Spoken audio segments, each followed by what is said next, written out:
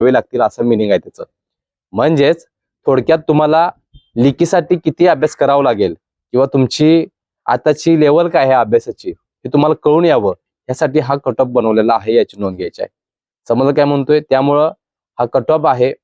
हा कट ऑफला तुम्ही तुमच्या फिजिकलचं मार्क आहे तुमच्या कास्टमधून तुम्ही मायनस केला तर तुम्हाला ते फायनल जे आन्सर येईल त्याच्यामध्ये 80 येईल, 82 येईल, 84 येईल, 83 येईल, किती येईल 70 येईल, 75 येईल, तर तुम्हाला तेवढं मार्क घ्यावे लागतील याची नोंद घ्यायची आहे.